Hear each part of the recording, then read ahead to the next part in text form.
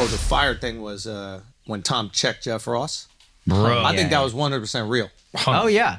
Oh, really? 100%. Like, so Jeff, I think it got cut from the broadcast. I'll tell y'all something. Because the reason why I think it's real is because they told us no jokes about happy endings with Bob Kraft.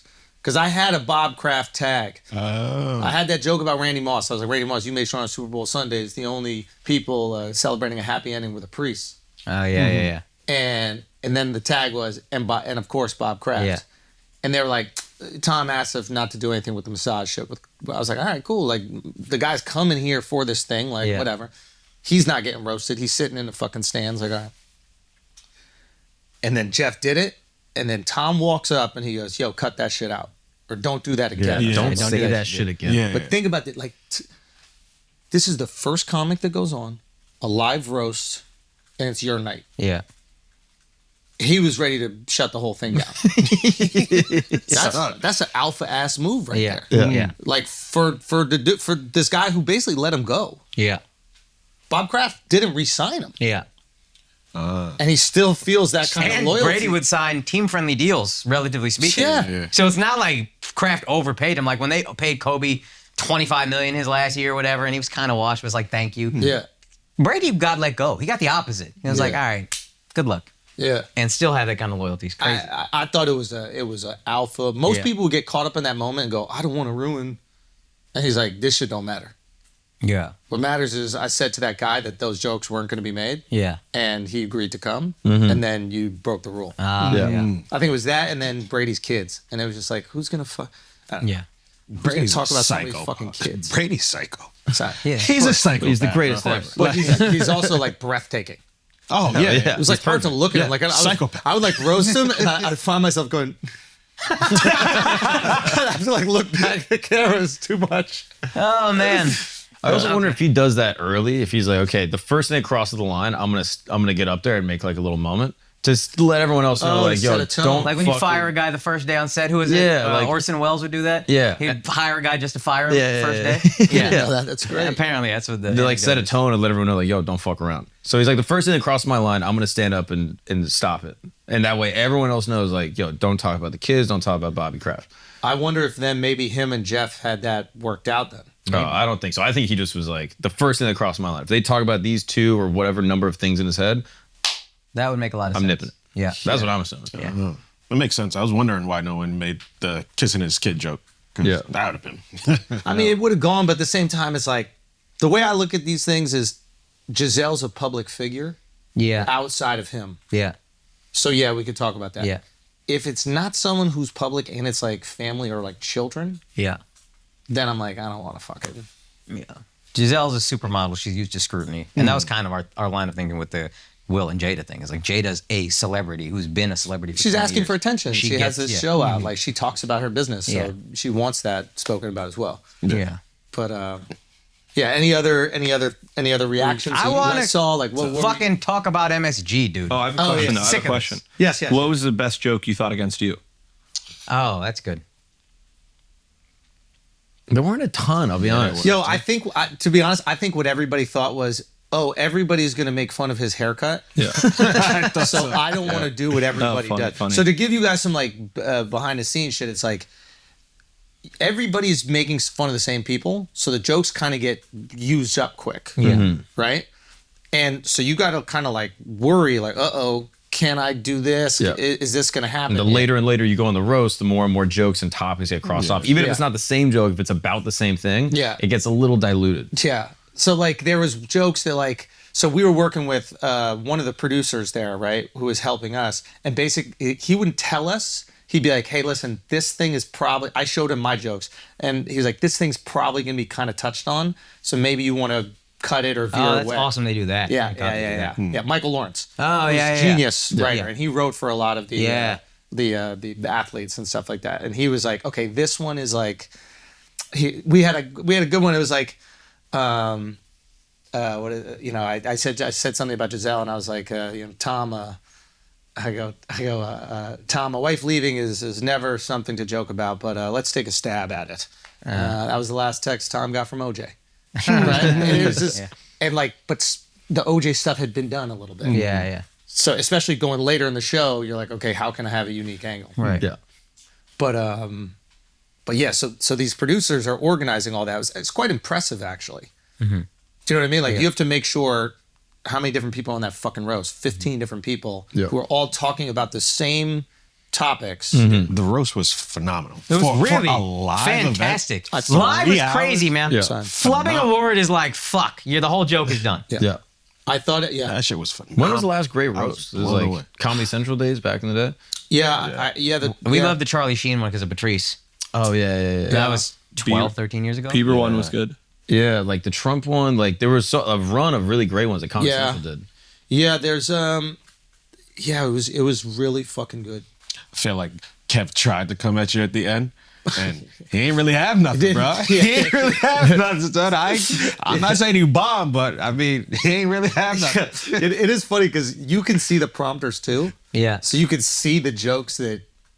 Oh, you see? Yeah, He had those written. So me and Sam fucked up somebody's joke because I saw a punchline and me and Sam started going, "Oh, that shit's good," and he hadn't even said it yet. Yeah. I forget who it was, but Sam and I were laughing is at the this best, shit because we reading ahead. Yeah, bro. There's a part that's so funny. Tony's doing a joke, and you just see Bert behind him mouthing the words to the joke as he's saying it. I was dying laughing. I was like, oh, I forget there's a That was prompter. Gronk the entire time. No, he was he's mouthing. reading in his head, but mouthing the words.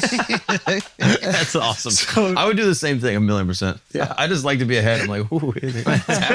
Yeah, it was it was really good, and I think that kind of way I've analyzed it is like I think a year ago, maybe even more, like the idea of what is it, cancel culture, woke culture is affecting comedy. Like that's done. Like if you're still talking about that now, you're just fucking riffing on it. Yeah. But this Maybe not with everybody. So like 10 minutes in, I'm watching with my shorty. She's really enjoying it, and then she's like, "They're being kind of mean." and then she's not like, even making a joke. I really feel bad for Gronk. She felt so bad for him. But I'm not even making a joke. Culturally, she doesn't know what a roast is. Yeah, I know. If you know what a roast is, Yeah. if you have any idea of in comedy what a roast is, you get it. Yeah. This is all bets are off. My wife probably would have said the same thing if she'd watched that early. She'd been like, oh, but she's enough. You know what I mean? She gets it. Yeah. Yeah. you know how like she was ready to check out. She was this like, is "This is too much." Yeah, it's too much for it. You know, this is like it's weirdly might have happened in the same venue, but you know how like when Magic Johnson said he had AIDS, everybody was like, "Oh, this shit real." Yeah. And I think it happened. It was announced at the Forum. Okay. I think this will be like the defining point in our generation where people go, "Oh, the woke shit's dead," and it's already been dead. Tony said the F-bomb live on Netflix. Yeah. But it's like No tweets. Yeah. the point I'm trying to make is like it's already been dead. Yeah. But this was a moment where you had people that had everything to lose, Yeah. i.e. a Tom Brady, a guy who could be worth $1 billion. He has these like, mainstream connections. He's going to be on Fox hosting the show. And he's making gay jokes and people are making gay jokes about him, racist, homophobic jokes, but nobody really seemed to go, oh my God. Yeah. And to me, that's like the pendulum swinging. And this is like the cultural point. It already has happened. We've noticed it. It's like you roll your eyes when anybody says woke anymore. Yeah. But this is like, I think the moment America realizes. Yeah.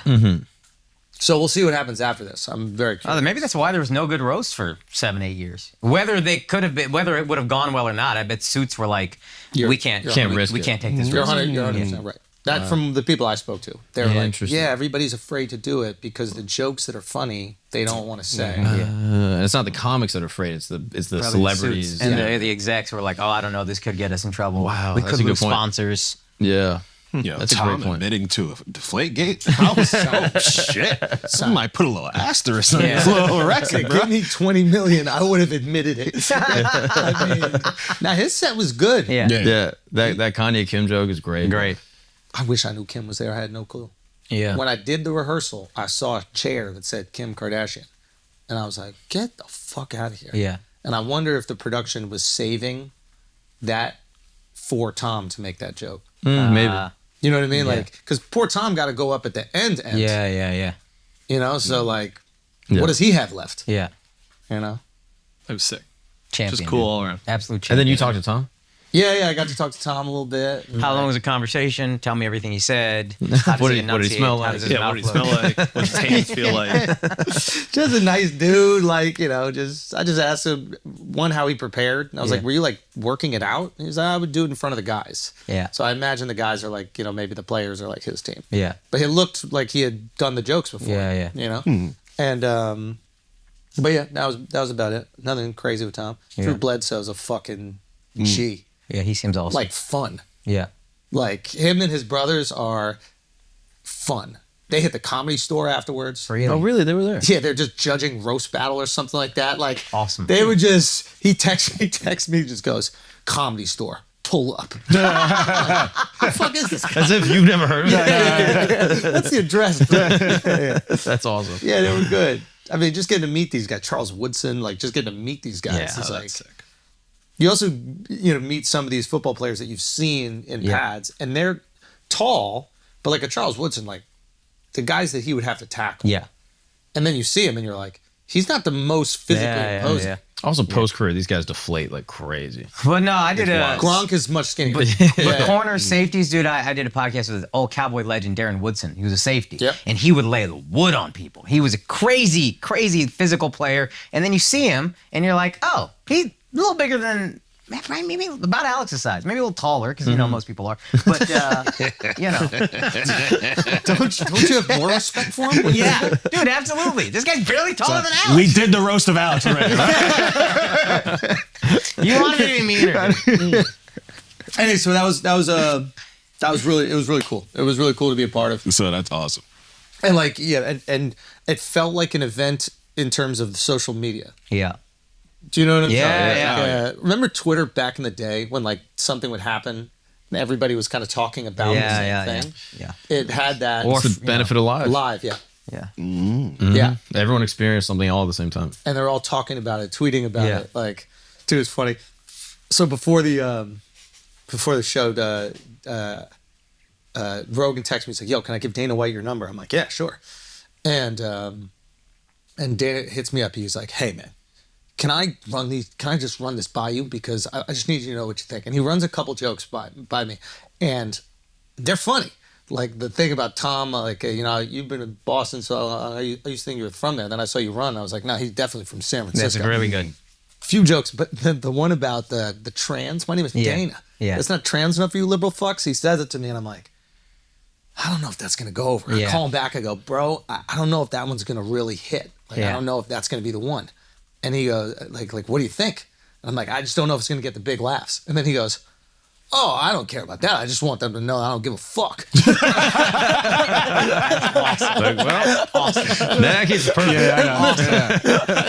I go, oh, it's going to accomplish that. And his was actually good. I thought killed it. his Yeah, was solid. he did great.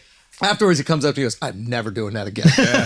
But I thought he fucking rocked it. Yeah. Yeah, I think he was doubting himself because a couple times he's like, "Oh no, y'all don't like that or whatever." Nah, And he delivered. That was solid.